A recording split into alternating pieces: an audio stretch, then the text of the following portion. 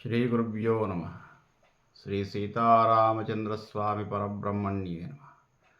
ఆపదామపహత్తారం ధాతారం సర్వసంపదాం లోకాభిరామం శ్రీరామం భూయో భూయో నమామ్యహం. భగవద్బంధులందరికీ కూడా శుభోదయం. శ్రీ విష్ణు సహస్రనామ స్తోత్రము పారాయణము వ్యాఖ్యలో భాగంగా ఈరోజు మరొక శ్లోకాన్ని మనం పరిశీలిద్దాం. సత్వవాన్ సాత్విక సత్య సత్యధర్మపరాయణ అభిప్రాయ ప్రియారోర ప్రియకృత్ప్రీతివర్ధన. సత్వవాన్ సత్వగుణానికి అధిష్టాన దేవత శ్రీమన్నారాయణుడు. అందుకే సత్వవాన్. మనకు త్రిగుణాలు ఉంటాయి: సత్వగుణం, రజోగుణం, తమోగుణం. దీంట్లో సత్వగుణానికి ప్రీతిపాత్రుడై ఉంటాడు భగవానుడు. ఎవరికి సత్వగుణం ఉంటుందో వాళ్ళని సాధువు అంటారు. సత్వగుణ సంపన్నులంతా కూడా సాధువులు. సాధువులు, సంతులు, మునులు, ఋషులు వీళ్ళందరి యందు ఎక్కువ ఇష్టాన్ని కలిగి ఉంటాడు భగవానుడు. ఎందుకు అంటే ఆయనది ఆ రూపమే సత్వవాన్. మిగతా రెండు గుణాలు మానవులై. రజోగుణం తమోగుణాన్ని కలిగి ఉండేవాడు. తమోగుణం అంతా కూడా అజ్ఞానం. రజోగుణం కొంత రాజసాన్ని వ్యక్తం చేస్తుంది. సత్వవాన్ సాత్వికుడైనటువంటి వ్యక్తి భగవంతుని యందు ఎరుకను కలిగి ఉంటాడు. తనను తెలుసుకునే ప్రయత్నం చేస్తుంటాడు కాబట్టి అట్టివారి యందు ఇష్టుడై ఉంటాడు భగవానుడు. సత్వవాన్ సాత్విక సత్య సత్యధర్మపరాయణ. ఇవన్నీ కూడా కొంత సమానార్థకాలే. సాత్విక జ్ఞానము, వైరాగ్యము, ధర్మము, ఈ మూడింటిని సాత్విక స్వరూపాలు అంటారు. జ్ఞానము, వైరాగ్యము, ధర్మము. జ్ఞానము తెలుసుకొని ఉండటం, ఎరుకను కలిగి ఉండటం, భగవంతుని యందు ధ్యాసను కలిగి ఉండటం. దాన్ని మనకు ఆధ్యాత్మికమైనటువంటి విషయాల పట్ల మాత్రమే, ఆ మార్గం ద్వారా మాత్రమే తెలుసుకోగలుగుతాం. వైరాగ్యము, విరాగ. వైరాగ్యము అనగానే సర్వసంగ పరిత్యాగము అనుకుంటారు, కానీ కాదండి. సంఘంలోనే ఉంటూ విరాగ, రాగాన్ని కలిగి ఉండకపోవటం. అంటే బాధ్యతగా ఈ జీవితాన్ని నిర్వర్తిస్తూ విరాగాన్ని కలిగి ఉండటం. ఇదేది నాది కాదు. ఐహిక సుఖాలన్నీ కూడా అంతరించిపోతాయి. ఈ బాహ్యమైనటువంటి ప్రపంచమంతా కూడా కొన్ని రోజులకు అంతరించిపోతుంది. అన్నీ నశించేవే. ఈ నశించే వాటి కోసం నేను తాపత్రయపడుతున్నాను. ఈ తాపత్రయము సహజమే, కానీ ఇది బాధ్యతగా నిర్వర్తిస్తాను. వీటి యందు ఎక్కువ అనురాగాన్ని కలిగి ఉండను. దాన్ని వైరాగ్యము అంటారు. ధర్మము, ధర్మంగా జీవించటం. ధర్మసూత్రాలు కొన్ని ఉన్నాయి. మానవుడు జీవించటానికి కావలసినటువంటి కొన్ని అర్హతలు, కొన్ని నియమాలు ఉన్నాయి. వాటిని దాటి ప్రవర్తించినట్టయితే తమోగుణము ఆవహించి పతనమైపోతాం. కాబట్టి ఈ మూడింటిని సాత్విక, సత్య, సత్యస్వరూపుడు. నిజం ఎక్కడ ఉంటుందో భగవానుడు అక్కడ ఉంటాడు. సత్యధర్మపరాయణ.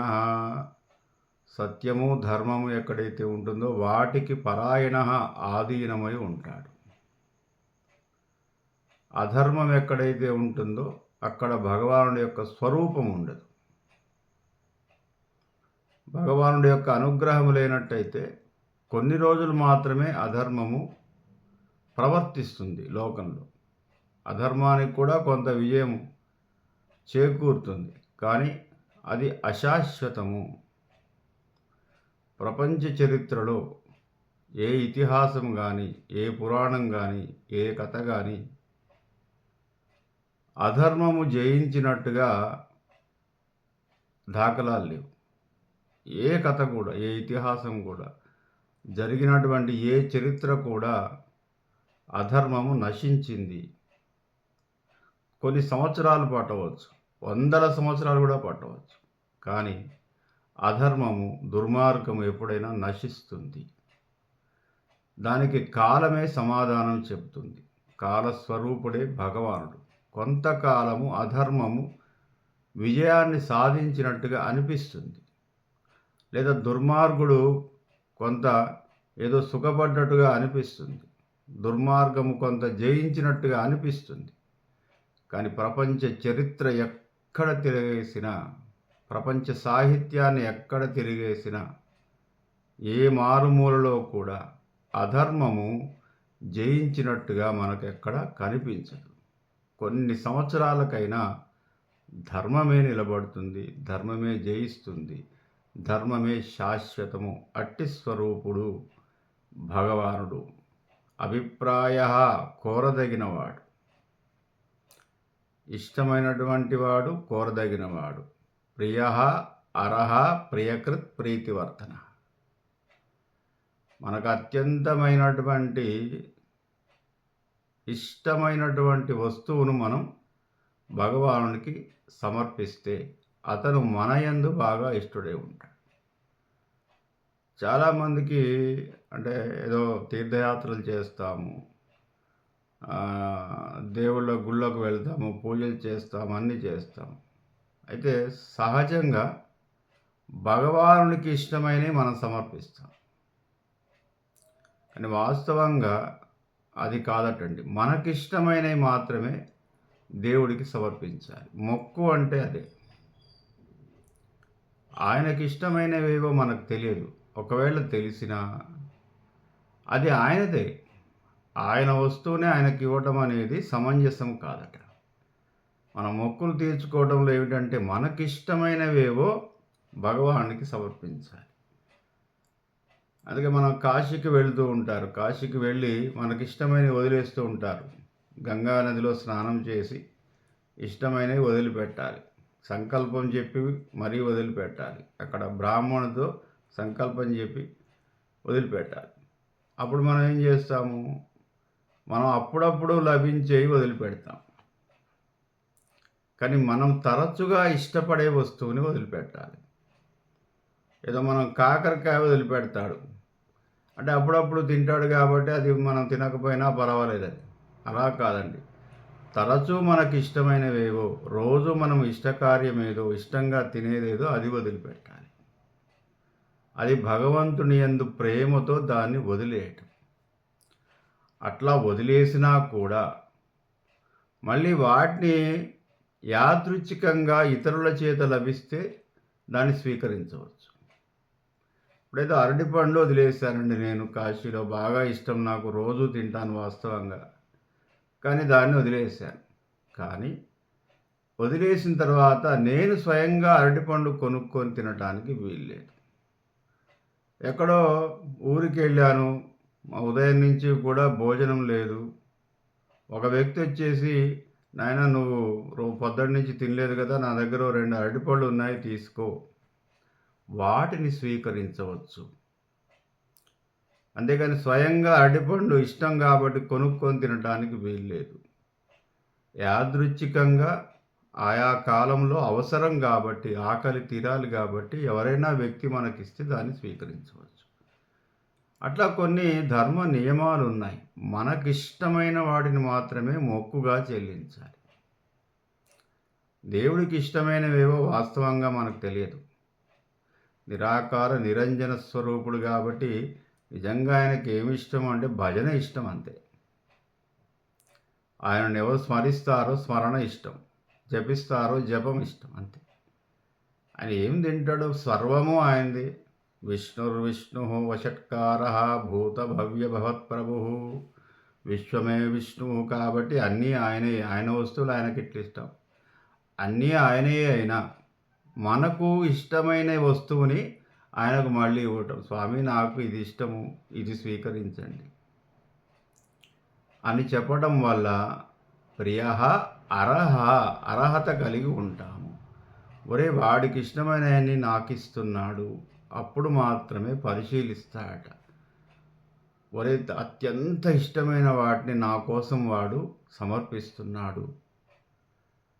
తను ఏదైతే స్వీకరిస్తాడో, జీవితంలో తనకేదైతే ఇష్టమో అదే నాకిస్తున్నాడు కాబట్టి, వారి యందు ప్రియః అర్హః ప్రీతివర్ధనః ఆ ఇష్టాన్ని పెంపొందించుకుంటూ వెళ్తాడు. తద్వారా మనకు భగవత్ స్వరూపము అర్థమవుతుంది. ఎవరిని ఎక్కువగా మనం ప్రేమిస్తామో, ఎవరిని ఎక్కువగా ఆరాధిస్తామో, వారి పట్ల మనకు బాగా ఇష్టం కలిగి ఉంటాం కాబట్టి, వారికి మనసు నచ్చినట్టుగా ప్రవర్తిస్తే, వారు కూడా మనల్ని ఇష్టపడతారు. అదేవిధంగా ఇంటి యజమాని ఎవరైతే ఉన్నారో, ఆయన అన్నీ కూడా సమకూరుస్తుంటాడు కుటుంబానికి. భార్యకు కావాల్సినయన్నీ కూడా సమకూరుస్తుంటాడు. తల్లిదండ్రులకు కావాల్సినయన్నీ కూడా సమకూరుస్తుంటాడు. పిల్లలకు కావాల్సినటువంటి విద్యాబుద్ధుల దగ్గర నుంచి వారి ఎదుగుదలకు కావాల్సినటువంటి అన్నీ కూడా శ్రమించి, అప్పుడు కుటుంబ సభ్యులందరూ కూడా యజమానిని ఇష్టపడతారు. అది సహజమే. ఇప్పుడు ఈ లోకంలో యజమాని ఎవరా అంటే భగవానుడు. మనకన్నీ సమకూరుస్తున్నాడు, మనకన్నీ ఇస్తున్నాడు.